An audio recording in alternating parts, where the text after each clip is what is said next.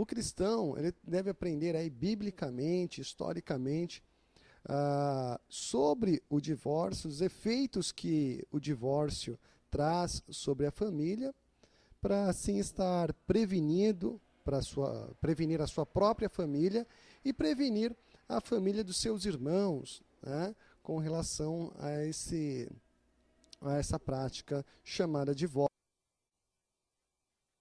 Tá? Na aula de hoje, nós vamos abordar os seguintes assuntos: o que é o divórcio, a carta de divórcio e as palavras de Paulo e de Jesus sobre o divórcio. Tá?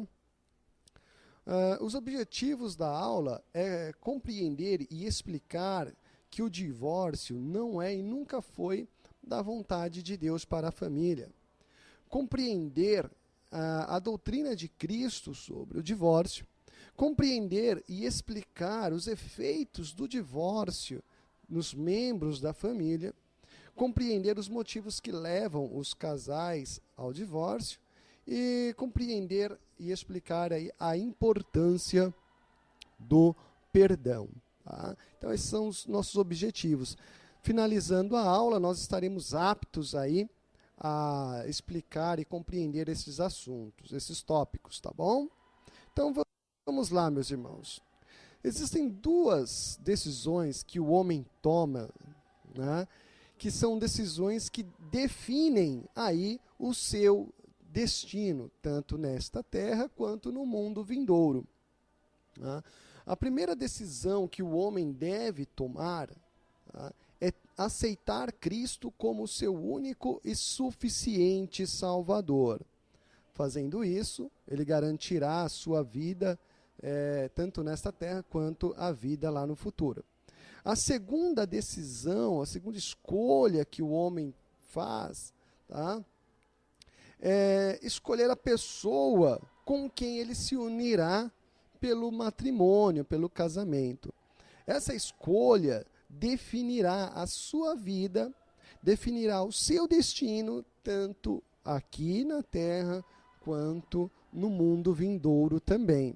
Tá? Quando nós terminarmos esta aula, você compreenderá o porquê que o casamento ele define o destino de uma pessoa.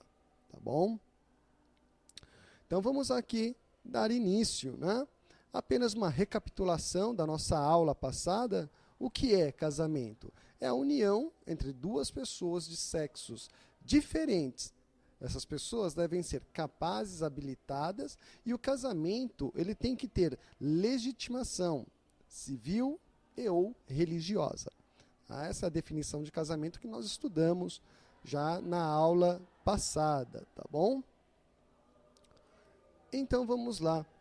Se nós vamos falar em casamento, vamos analisar o primeiro casal de homens, né, de ser humano, que surgiu na face da terra. Vamos falar sobre o casamento de Adão e Eva, a vida de Adão e Eva. Tá? Em Gênesis, capítulo 2, dos versos 18 ao 25, nós vamos fazer um resumo aqui, tá? Bem breve, tá, irmãos? E disse o Senhor Deus, não é bom que o homem esteja só. Far-lhe-ei uma adjuntora, tá? Que esteja como diante dele, que esteja ao lado dele, depende da versão da Bíblia que você está utilizando aí na sua casa, nos seus estudos, tá? Então, nós só podemos concluir dentro desse texto que Adão, ele recebeu um presente de Deus, uma dádiva de Deus, que foi a sua auxiliadora, ou seja, Eva. Embora a gente não veja aí Adão pedindo a Deus uma auxiliadora, pedindo a Deus uma mulher, né, Deus achou por bem dar esta dádiva, este presente a Adão, para que Adão não ficasse só sob a face da terra. O próprio Deus chega a determinar que não é bom que o homem fique só. E aí, então, ele presenteia Eva com, aliás, presenteia Adão com Eva, tá? Então, diante disso, nós podemos tirar algumas conclusões diante deste texto que nós lemos e essa ação de Deus para com Adão. Bom, primeiro, a mulher, ela foi feita para ser ajudante, auxiliadora do homem. A mulher, ela não foi feita para dominar o homem, e a mulher também não foi feita para ser humilhada pelo homem. Muito pelo contrário, a mulher foi criada para ajudar o homem em seus afazeres, no seu dia a dia. Também concluímos que o casamento, tá, ele tem a origem em Deus e não no homem. Como eu falei, não foi Adão quem disse para Deus: Deus, eu quero uma mulher. Né? Mas sim Deus quem olhou e disse: não é bom que o homem fique só, far-lhe-ei uma auxiliadora. Então, o casamento tem origem em Deus. Um dos propósitos do casamento, como já falamos, né, é a procriação do ser humano, ou seja, a expansão da raça humana em todo o mundo. E olha que isso a gente faz bem, né? 7 bilhões de homens sobre a face da Terra, né? E nós vemos que o casal, então, ele se torna, na verdade, ali uma ferramenta, tá, do propósito divino, um instrumento dos propósitos de Deus, no que tange a criação da terra e de tudo que nela há. Então, o casamento é de origem divina, faz parte do propósito de Deus e é um instrumento de Deus no que tange à criação do homem como um todo, tá? Continuando aqui os nossos estudos, né? Então, quando nós analisamos aí o primeiro casamento, nós chegamos a algumas conclusões. A primeira conclusão que nós chegamos é que o casamento, ele é monogâmico. Exatamente, monogâmico. Adão teve a sua esposa Eva e Eva teve o seu marido Adão. Adão não teve 2 esposas, Eva não teve 2 maridos. Tá? Foi apenas um homem e uma mulher que criou, o qual deu origem ali à primeira família na face da terra. Tá?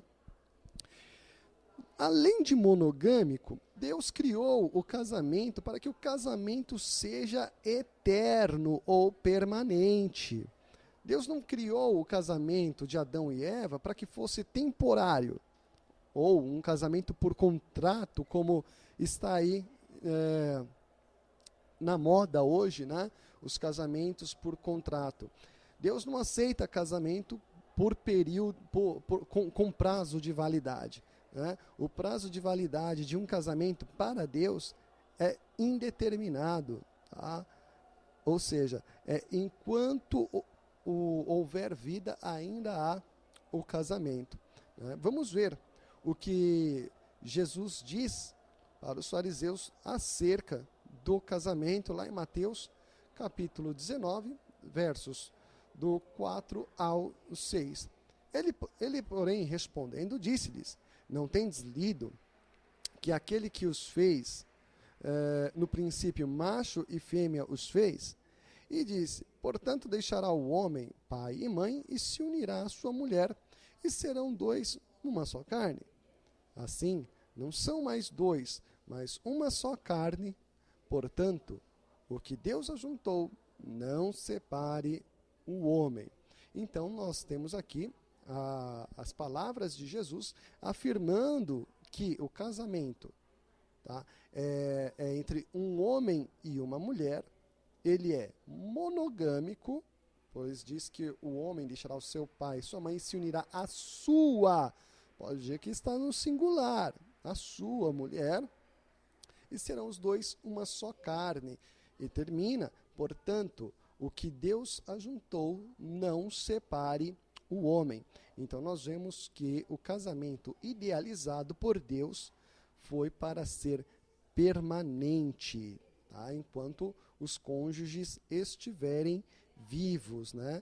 Vocês podem ver que nós não estamos distorcendo os ensinos da palavra de Deus. Você pode ver que a gente está seguindo exatamente o que a Bíblia diz, né? Vamos continuar aqui o nosso estudo. O plano de Deus para o casamento, né? Em Gênesis 2, 24, Mateus 19, 5 e Efésios 5, 31, diz a mesma coisa. Portanto, deixará o varão, seu pai e sua mãe, e apegar-se-á à sua mulher, e serão ambos uma só carne. Tá? Então nós vemos, tá, que no início Deus planejou que os filhos, quando forem casar, eles devem deixar a casa dos seus pais, deixar o lar, o conforto dos seus pais e ter a sua própria família, a sua própria esposa, o seu próprio lar, né? E eles se tornariam ali como uma só pessoa. Não seriam duas pessoas dentro de uma casa, mas uma só pessoa dentro desta casa, né? Aqui nós temos um princípio bíblico muito claro sobre a felicidade e a durabilidade de um casamento, que é efetivamente, eu não digo deixar de se relacionar, mas cortar, tá, o relacionamento paterno e materno. Tá? Ou seja, eu quero dizer que a partir do momento do casamento, a partir do momento que alguém casa, né, o relacionamento com os pais torna-se um relacionamento de parentesco. O relacionamento familiar é entre ele e a sua esposa, ela e seu esposo. Existem pessoas que, quando casam, eles agem como se ainda estivessem debaixo da tutela dos seus pais. E isso é prejudicial ao casamento desta pessoa. A partir do momento em que há o matrimônio, as pessoas, os filhos devem trilhar os seus próprios caminhos, trilhar a sua própria vida, escrever a sua própria história. Pior do que viver como se os pais ainda mandassem nos filhos, é viver debaixo do mesmo teto dos pais. Além de frustrante para o cônjuge, coloca em risco o casamento, propriamente dito, porque certamente haverá a influência dos pais, seja ele paterno ou materno, na vida do novo casal. Portanto, quem deseja se casar deve fazer o possível para ter o seu próprio lar, para ter a sua própria família, né? Nós sabemos que as condições são difíceis. Hoje em dia não é fácil ter casa, hoje em dia não é fácil pagar um aluguel para quem não tem condições, mas o casal deve se esforçar ao máximo para ter a sua própria vida. Tá? A permanência da tutela dos pais, a permanência debaixo do teto dos pais é um dos fatores que levam muitos casais a chegarem ao divórcio. Tá? Não tem nada mais frustrante do que isso para um homem ou uma mulher. Tá bom? Vamos continuar aqui o nosso estudo de hoje. Com as palavras do Senhor Jesus, nós vemos que o casamento, ele é uma aliança, tá? Ele é um compromisso de uma aliança. Aliança essa não só com o seu cônjuge, mas também com Deus, né? Vamos ver aqui Mateus capítulo 19, versículo 6, que nos diz: assim, não são mais dois, mas uma só carne. Portanto, o que Deus ajuntou, não separe o homem. Então nós vemos que Deus, ele considera o casamento como uma aliança eterna, né? No qual o homem não tem autoridade para quebrar. O homem ou a mulher não tem autoridade para quebrar esta aliança que foi feita entre ambos e entre ambos com Deus. Esta é a visão bíblica do casamento, tá, irmãos? O ideal proposto por Deus, né? Então a gente só pode chegar à conclusão de que o casamento é um voto de amor e fidelidade do homem para com a mulher, da mulher para com o homem e de ambos para com Deus. Então, o casamento, tá, é um voto feito não só entre homens, mas também um voto feito entre homens e Deus. Tá? É assim que deve ser encarado o casamento. Quando o casamento é quebrado, quando a família é destruída, é quebrado, é destruído o relacionamento do homem para com Deus. Tá? Tem influência direta. A dissolução de um casamento tem influência direta no relacionamento do homem para com Deus, querendo o homem ou não. Então vamos entrar neste assunto agora que é muito discutido, tá, no meio evangélico, tá? A questão do divórcio, a aceitação de um novo casamento, a dissolução de um casamento. Bom, o que é divórcio? Divórcio é a desunião, a separação, a dissolução do vínculo matrimonial, ou seja, é a dissolução do casamento, a separação do homem para com a mulher. Esta é a definição de divórcio, tá? No Antigo Testamento, nós temos ali as primeiras referências sobre o divórcio, né? Em Deuteronômio, capítulo 24, dos versos do 1 ao 4, nós vemos a questão da permissividade do divórcio, tá? Explicitado ali por Moisés. Moisés ele deixou registrado o seguinte: quando o homem tomar uma mulher e se casar com ela, então será que, se não achar graça em seus olhos, por nela achar coisa feia, ele lhe fará escrito de repúdio e lhe dará na sua mão e a despedirá da sua casa. Ou seja, o homem daria à mulher a carta do divórcio, né, que é um documento legal ali, era um documento legal que o marido dava à mulher para que ela pudesse voltar à casa dos seus pais e assim adquirir um novo matrimônio. Mas nós vamos analisar agora que a história não é tão bonita quanto se parece, né, com relação ao divórcio. Né? Nós vemos que o divórcio ele foi uma prática tolerada. Deus tolerou, permitiu. Tá? Porque Deus ali não interfere no livre-arbítrio do ser humano, na livre agência do homem. Deus não interfere. Se fosse assim, o mundo já não existiria mais. Deus permite que o homem tome as suas escolhas, faça as suas decisões. Né? Portanto, o divórcio nunca foi ordenado, endossado ou ordenado por Deus. Muito pelo contrário. Né? Se lermos em Malaquias capítulo 2, nós vemos que o Senhor, ele detesta o divórcio. O divórcio é algo que Deus detesta. É uma palavra até meio pesada, né? Mas isso é para que o homem venha refletir que tal prática ela não é aceita por Deus em hipótese alguma. Embora houvesse ali a permissividade, né?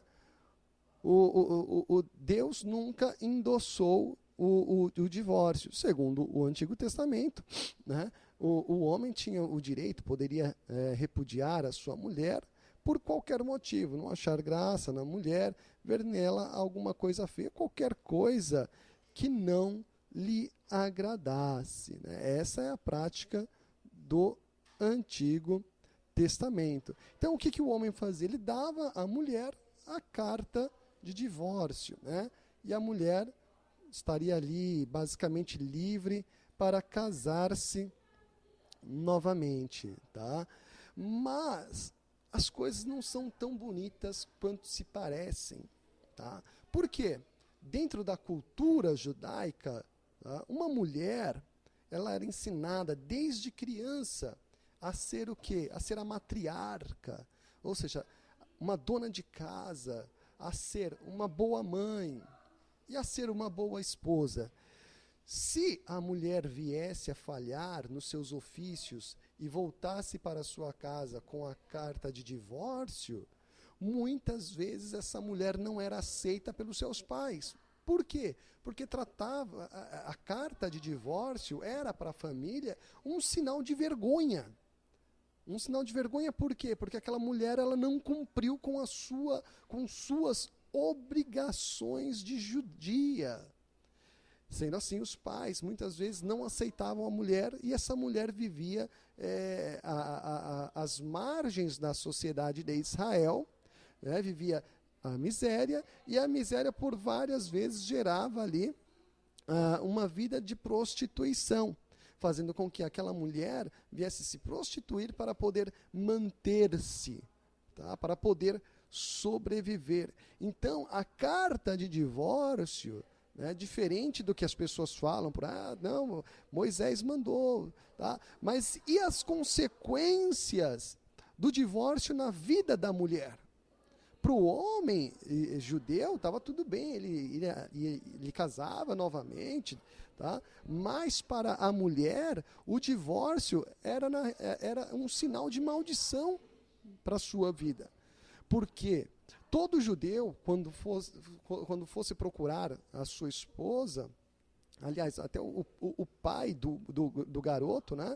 do rapaz que está para casar, ia procurar nas famílias moças que estavam ali preparadas para casar, moças que foram instruídas para o casamento, né, para ser uma boa mãe, boa esposa e boa dona de casa.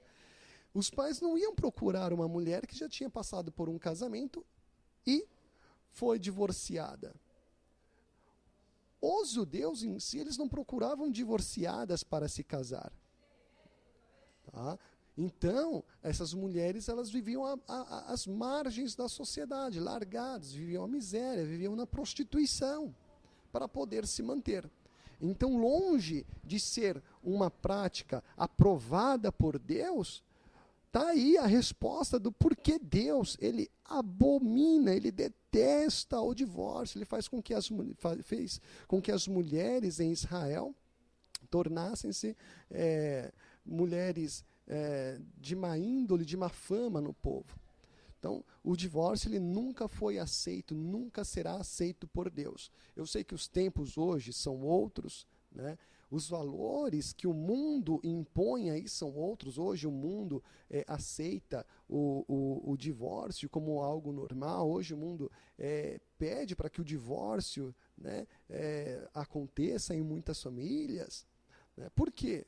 Porque houve essa inversão de valor, perdeu-se o propósito idealizado por Deus para a família.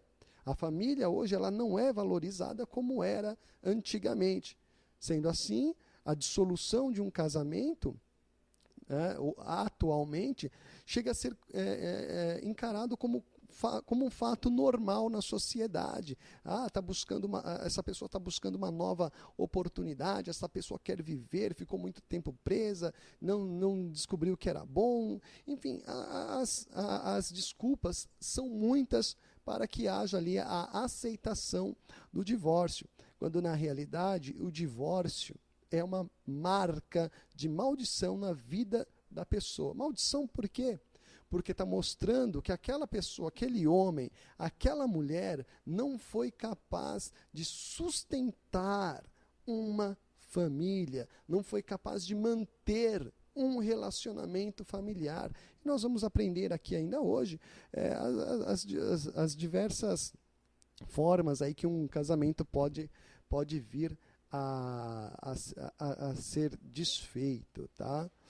Então, aqui, vamos ver o significado da palavra repudiar, né?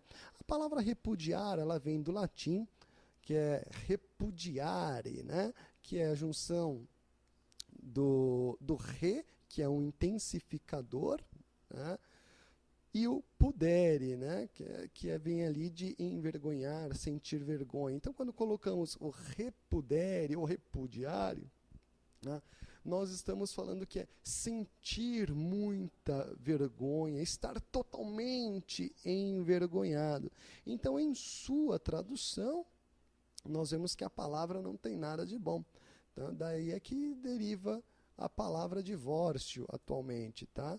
Já trazido para dentro do nosso contexto, dentro do nosso idioma, a palavra, né, significa o quê? Renegar a esposa ou rejeitá-la legalmente, separar-se através de um divórcio, divorciar-se.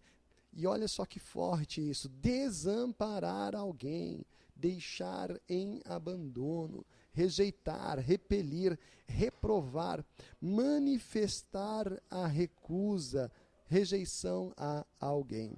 Então nós vemos que a própria definição da palavra repudiar não traz nada de bom em si mesmo. É algo horrendo, é algo ruim para o homem e para a sociedade e também para o nosso caráter, a nossa índole diante de Deus. Tá?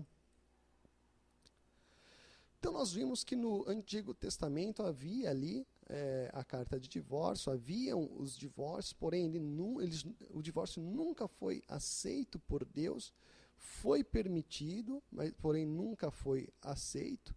Nós vimos os efeitos do divórcio na vida do casal, né, principalmente no caso da mulher, que era a pessoa que mais sofria no Antigo Testamento. A mulher era posta ali às margens da sociedade, né?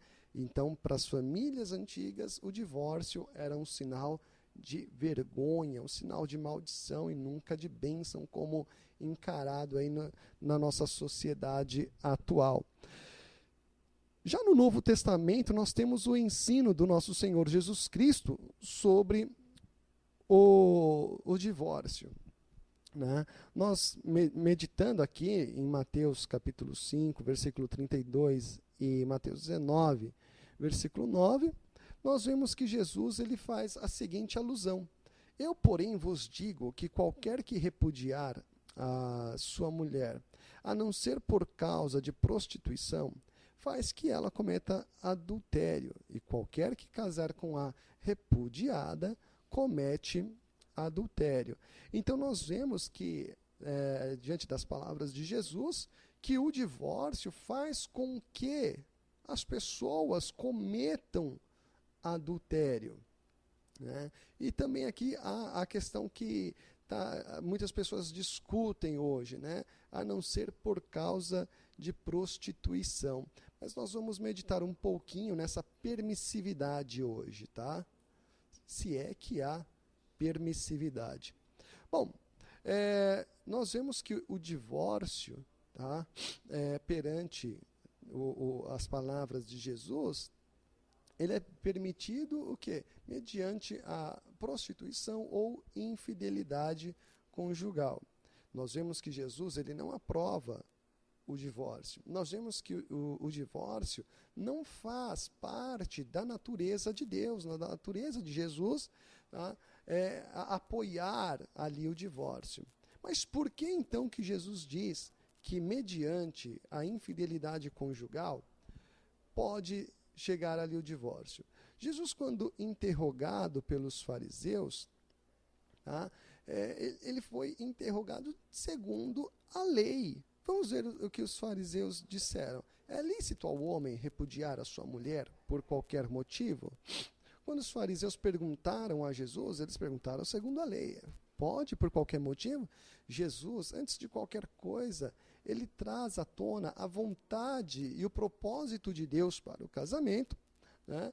E enfatiza que essa união deve ser uma união marcada pela estabilidade emocional e amorosa do casal, tá? A solidariedade entre ambos e a união física entre o homem e a mulher.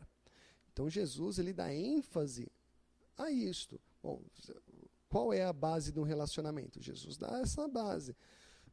A solidariedade entre ambos, a estabilidade física e emocional entre ambos e a união física do homem e da mulher.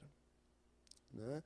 Então Jesus ele traz à tona ali a vontade, o propósito de Deus.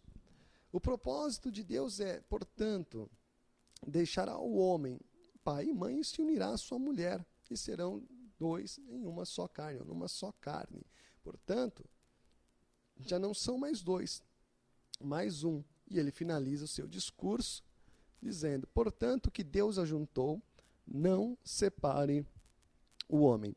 A única coisa que poderia separar o homem de uma mulher, perante a visão de Jesus, seria ali a morte. Tá?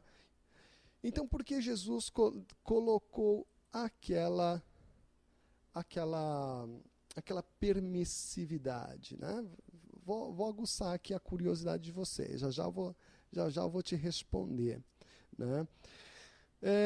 Dentro dos propósitos de Deus, a vontade dele é que o homem e a mulher sempre fosse uma só carne, tá? E não duas carnes distintas.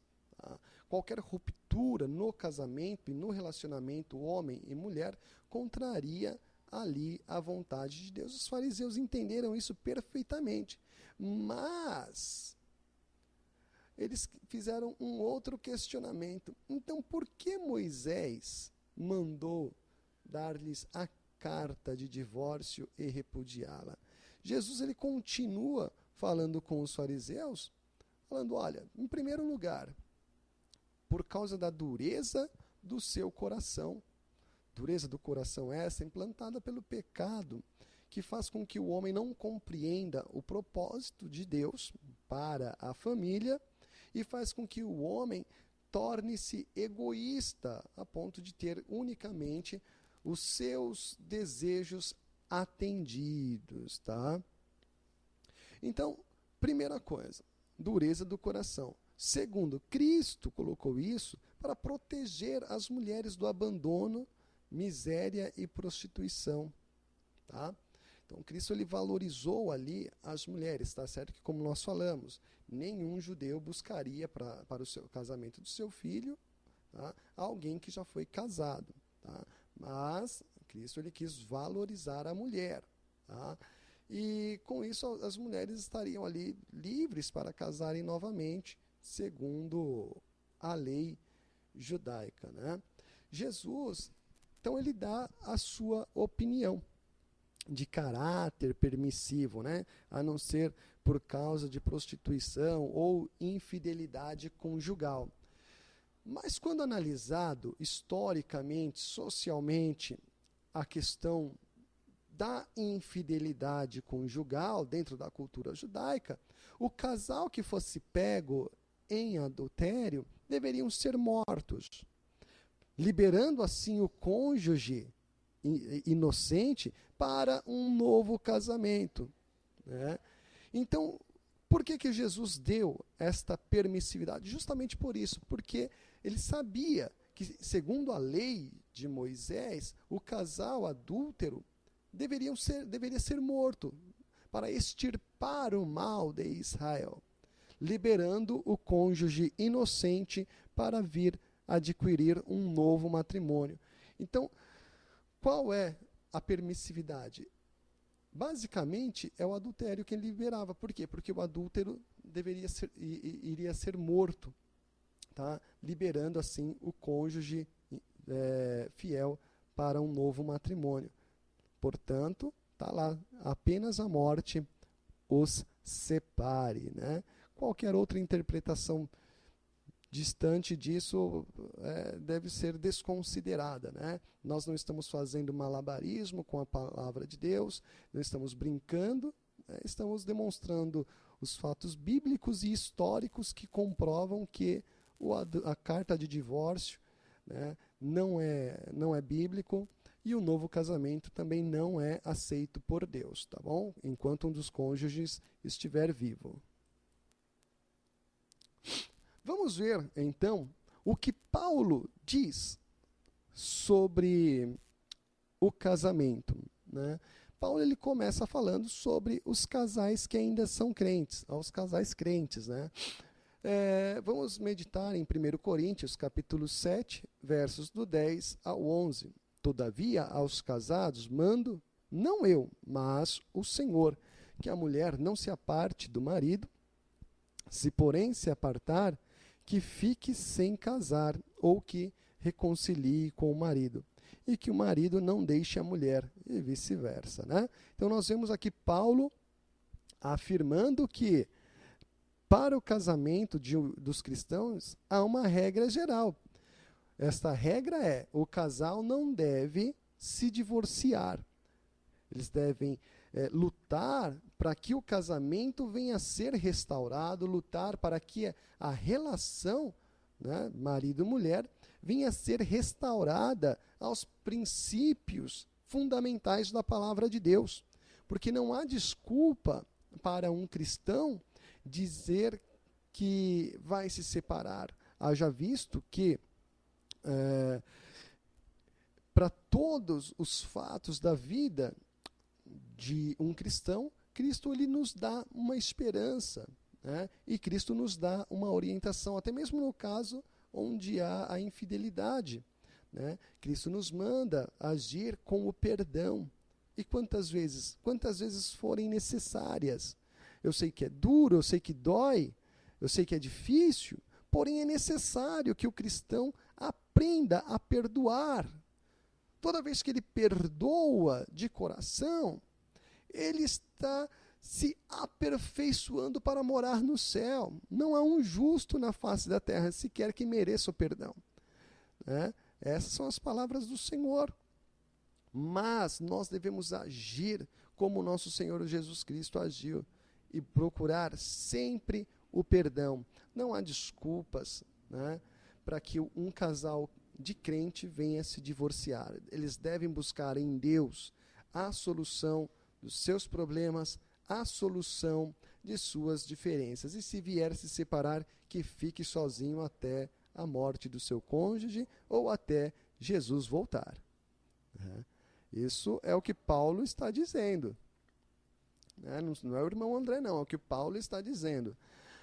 Aos casais mistos, mas aos outros, digo eu, não o Senhor. Se algum irmão descrente, se algum irmão tem mulher descrente e ela consente em habitar com ele, não o deixe. E se alguma mulher tem marido descrente e ele consente em habitar com ele, não a deixe. Então nós vemos que, preservando a estrutura familiar, Paulo diz que se um dos cônjuges não for crente, porém consente em morar, em se casar com o cristão deve aceitar este matrimônio. Não deve abandonar a sua família, porque ali já há uma família constituída. Muitas vezes já tem filhos, já tem uma história de muitos anos que foi construída. E não é por causa disso que o cristão vai ali destruir o seu lar. E se ele vier a fazer isso, Paulo diz que ele tem que ficar sozinho, né? Então essa é a visão de Paulo. Então nós vemos que Paulo ele reconhece o valor da família, né? Independente se a pessoa não aceitou a Jesus ou se a pessoa se desviou dos caminhos do Senhor e ele consente em morar com você, você deve aceitá-lo. O cristão deve aceitá-lo como seu cônjuge, como seu parceiro, como sua parceira, tá? Valorizando assim então a família, tá certo? Vamos continuar aqui os nossos estudos. Aí Paulo ele termina a sua dissertação dizendo: mas se o descrente se apartar, aparte-se, porque neste caso o irmão, a irmã, não está sujeito à servidão, mas Deus chamou-nos para a paz. Muitas pessoas colocam aqui como mais uma permissão para o novo casamento, né? O divórcio e o novo casamento. Mas dentro do contexto nós vemos que Paulo ele deixa bem claro que se houver a separação, o homem e a mulher têm que ficar sozinhos, sem casar-se novamente. Esse não está sujeito à servidão, quer dizer o quê? Que a pessoa não está obrigada, tá, a viver com aquela pessoa, né? Não está obrigado a não assinar o casamento, a carta do divórcio. Então, Paulo, aqui na realidade, o que ele está fazendo? preservando os cônjuges, tá, da agressão, da violência que pode gerar aí entre ambos, né, essa separação. Então, por isso que nós cremos aí que Paulo ele é um defensor da família e do bem-estar dos irmãos, tá?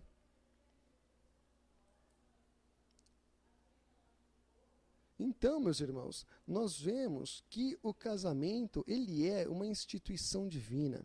Nós vemos que o casamento partiu da vontade de Deus, tá? Para que nós possamos aí aprender como que é o relacionamento interpessoal, para que esta aprendizagem nos sirva de lição para nos relacionarmos com Deus. Quando nos relacionamos com o nosso próximo de maneira correta, certamente nós nos relacionamos com Deus de forma correta também. Isso nos leva a crer que o casamento ele é um ato divino, tá? E tem a autorização, tem a marca de Deus em sua constituição, tá certo? Então, a gente conclui também que o casamento, ele une as duas pessoas em uma só carne, para que este casamento tenha um propósito eterno, né? Testifica de um propósito eterno de Deus, né? Na relação homem e mulher. Não é algo temporal, como as pessoas acham por aí, né? Defendendo o casamento, nós vemos que Jesus, ele deu o exemplo, ele usou como exemplo o primeiro casal e o propósito de Deus para o casamento. Então nós vemos que quando há ali a ruptura no casamento, existem consequências, né, ruins, né, que elas na realidade são aí inevitáveis, né, elas surgem mesmo, elas vêm mesmo, tá? Então nós vemos aqui as palavras de Jesus no final, novamente, né? Só que ele permite o casamento em caso de infidelidade conjugal, porém a infidelidade vinha seguida da morte do cônjuge infiel. Então, irmão, irmã, quando há a infidelidade e você pensa em casar-se novamente, acreditando que aqui há uma permissão, para que ocorra essa permissão, o cônjuge tem que morrer. E aí, se você matar o seu cônjuge, você é homicida. E aí os homicidas não herdarão o reino do céu. Se você se casar divorciar e casar de novo, os adúlteros não herdarão o reino do céu. Portanto, é obrigação do cristão fazer o quê? Aprender a perdoar e valorizar a sua família. Tá? Então, Jesus, ele manteve ali a família. Por isso que a escolha do seu cônjuge tem que ser algo muito bem pensado, né? Por quê? Nós não devemos nos unir com aqueles que não amam o Senhor. Então a pessoa tem que pensar muito bem antes de casar e buscar sempre aqueles que amam ao Senhor para ser o seu cônjuge, tá? Bom, nós estamos em um ministério que tem uma visão sobre o divórcio e o novo casamento, e essa visão ela tem que ser defendida, tá? Por nós, obreiros da Igreja Deus e Amor.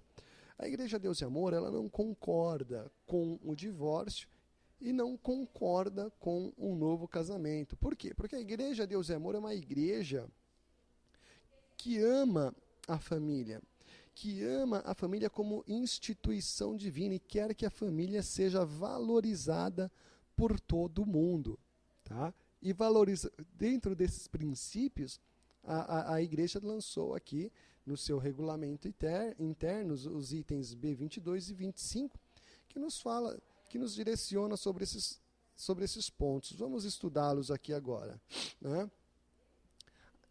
Item B22, a gente vê que Deus ele abomina o repúdio ou o divórcio, né? Se algum membro da igreja está separado, se o ex-cônjuge deseja divorciar-se, né, o membro ele terá liberdade de assinar o divórcio, né? Se ele quiser assinar, ele pode ir lá assinar. Tá? Mas a igreja orienta que a pessoa busque a reconciliação, né? Que a pessoa busque em Deus ali a reconciliação. E essa pessoa, se ela assinar o divórcio, ela permanece em comunhão, desde que ela não se case novamente. Porque se ela se casar novamente, ela estará em adultério, né? E aí a igreja não aceita um segundo casamento como um casamento biblicamente aceito diante de Deus, tá bom? Continuando aqui, temos o item B25, né?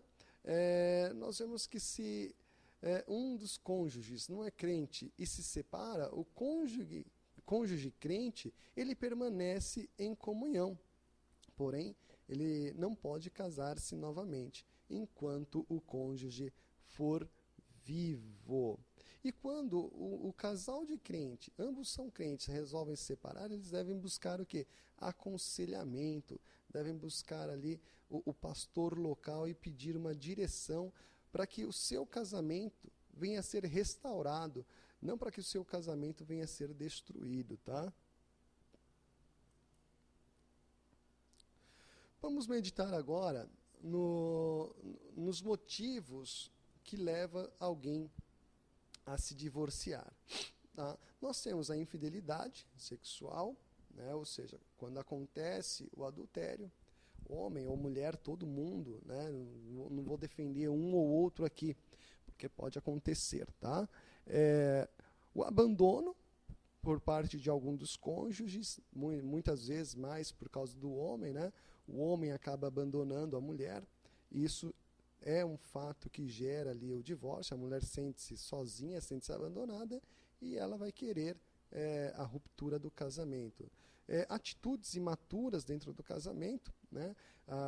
Ambos podem ter atitudes ali que não condizem com a sua situação de casado e com a sua idade, né?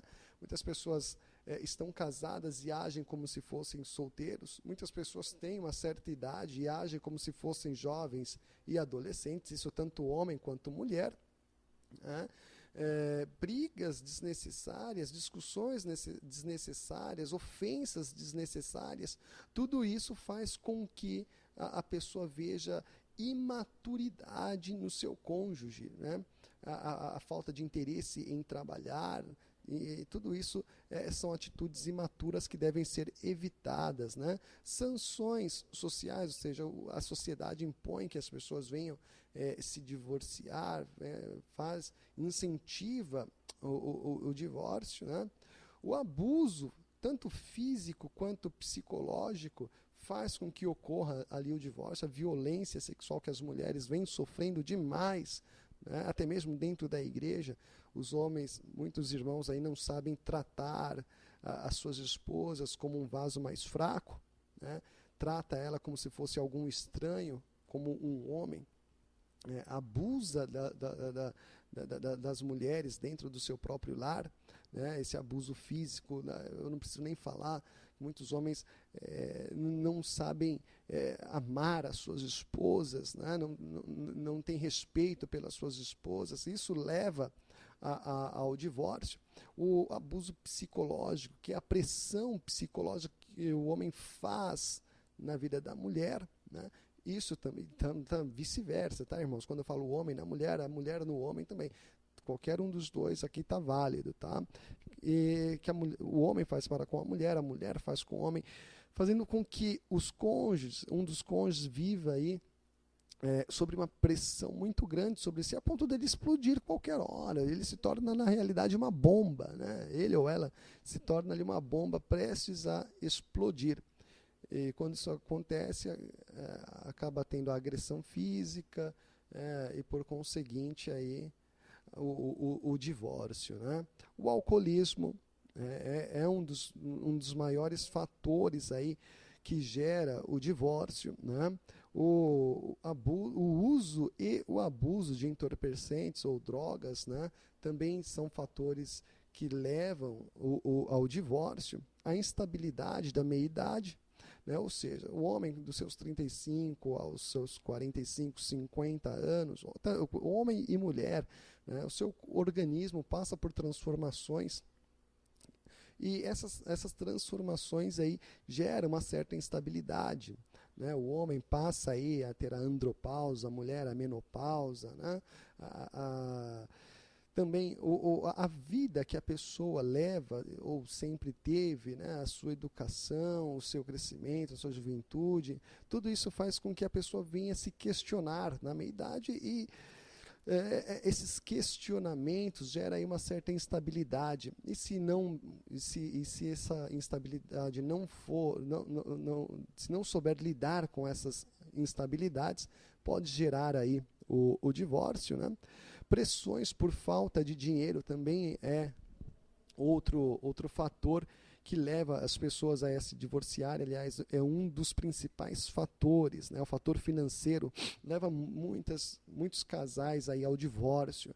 Às vezes a mulher deseja um certo padrão de vida, o homem não tem condições de dar, acaba tendo divórcio. Às vezes o homem também não corresponde, cumprindo ali com suas obrigações de provedor, com as suas obrigações de homem da casa, né? Também levando a falta de condições mínimas para manter aí uma família. Isso acaba gerando também o divórcio, né? O tédio, quando o casamento chega no tédio, né? Que já está naquela rotina, né?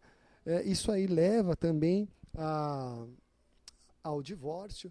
Então nós devemos fazer o possível aí para que o nosso casamento venha sair da rotina, né? Sempre que possível, leva a esposa para passear no parquinho, né? Não inventa desculpa dizendo que não tem carro, né? Vai de ônibus mesmo, leva a sua esposa para passear, seja feliz com ela, com seus filhos, tá? Também inflexibilidade.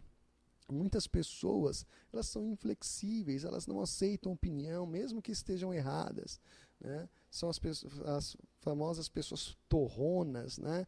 Que não aceitam conselho, não mudam seu caráter, não mudam sua posição.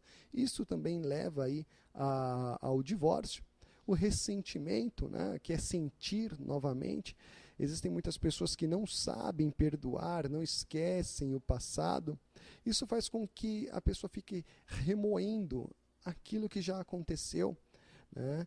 O que passou, aprenda com o passado, leve uma nova vida, né? Eu sei que é difícil, porém, com a ajuda de Jesus Cristo, nós podemos todas as coisas, podemos transformar aquilo que foi ruim no passado, né, em um adubo, para termos um futuro florido, né, e uma nova vida, melhor dizendo, tá bom?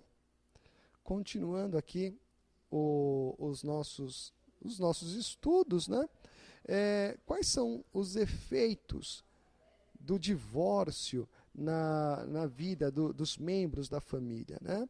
Bom, ansiedade, todo mundo fica ansioso, ninguém sabe o que vai acontecer, as pessoas ficam desesperadas, todo mundo tem ali um certo sentimento de culpa, o marido se acha culpado pelo divórcio, a mulher se acha culpada pelo divórcio, os filhos se acham culpados pelo divórcio, medo, a pessoa fica com medo, tristeza, depressão, e às vezes a depressão leva até as pessoas à morte, né? Isso não é novidade para nenhum de nós, né, meus irmãos? Ira, as pessoas se tornam pessoas nervosas, irancudas, né? Amarguradas e frustradas, né? Então esses são os efeitos emocionais que causam aí o divórcio, não só no cônjuge, mas em todos os membros da família. Quantos filhos depressivos não temos aí no mundo porque os pais são separados, né? Quantos filhos não são amargurados, frustrados, porque gostariam de ter o seu pai, gostariam de ter a sua mãe ali ao seu lado. Às vezes as pessoas têm o costume de dizer, olha, mãe, não dá para ter outra mãe, mas eu vou um pouco além.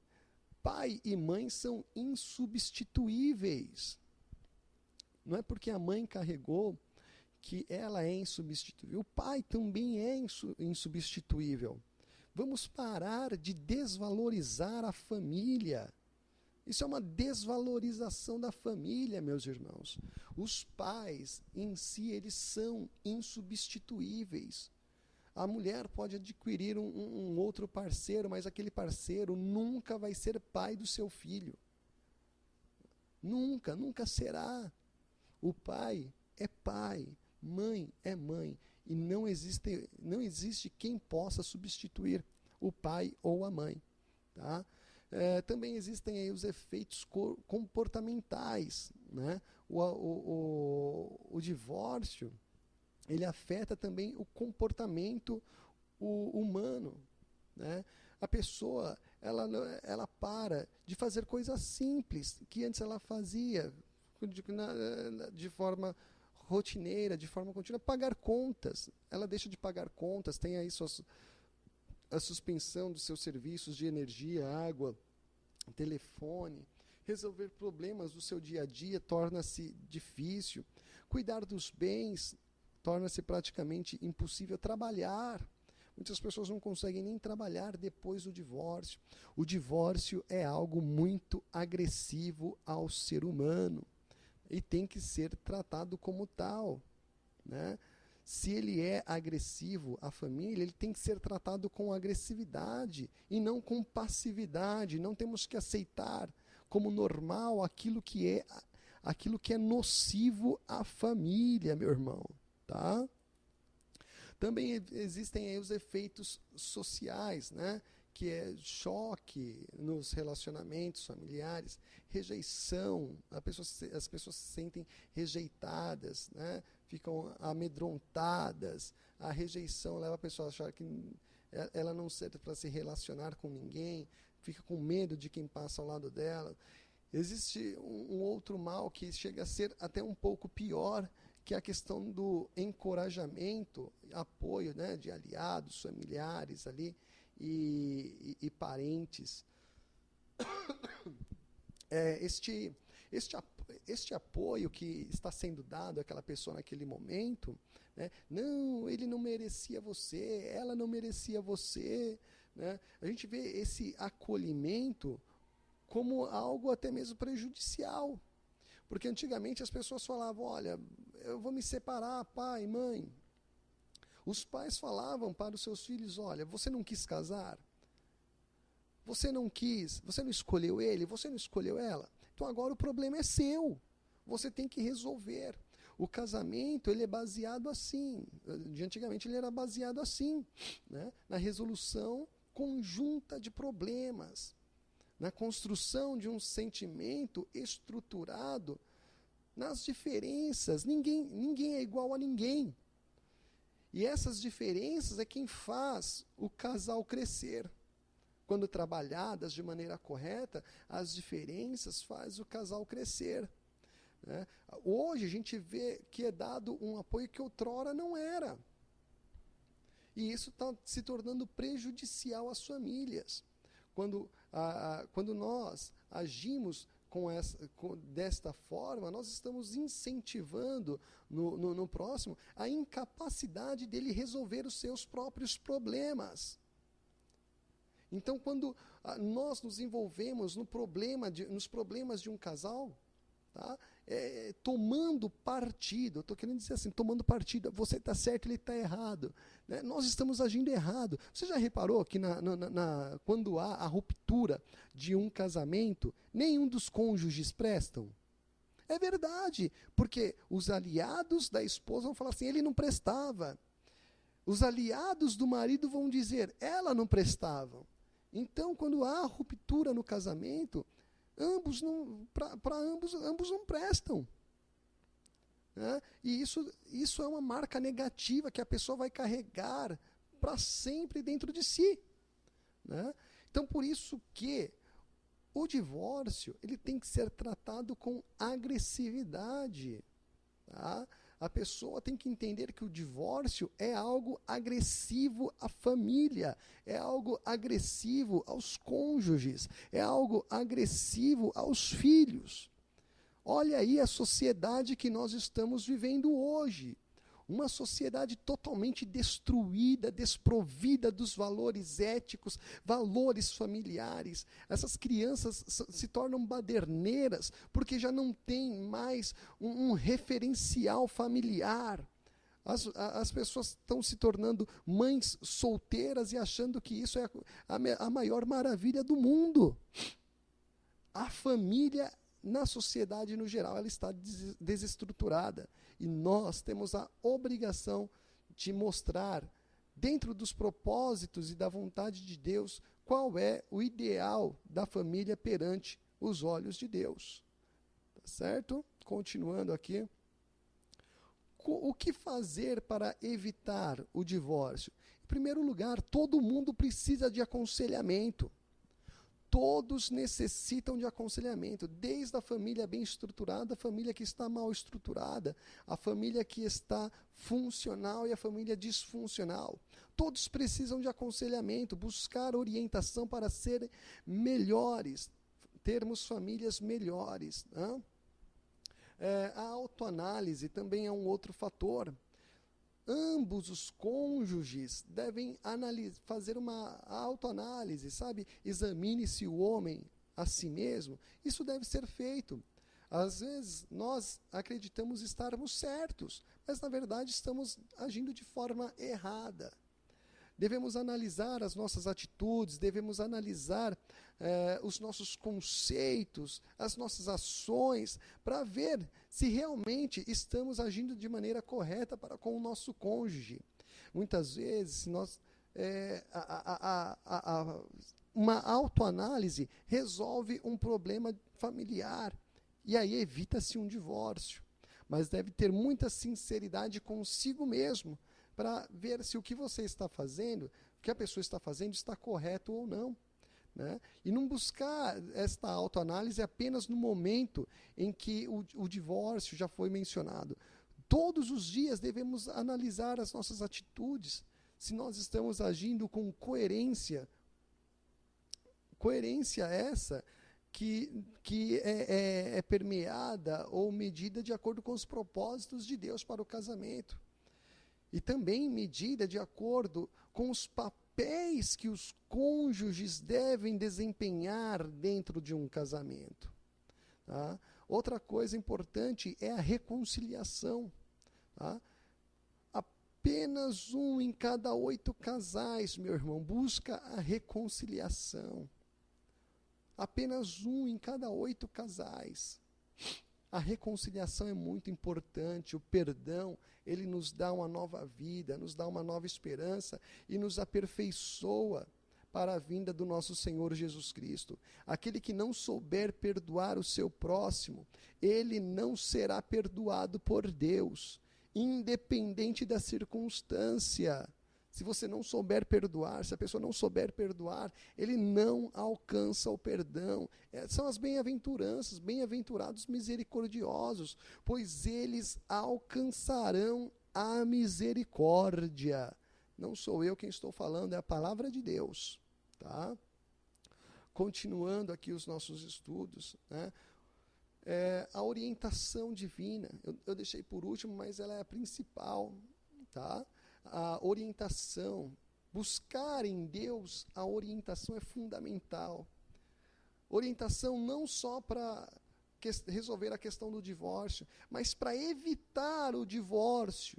A orientação divina, dia após dia dentro do casamento, faz com que as pessoas venham viver bem.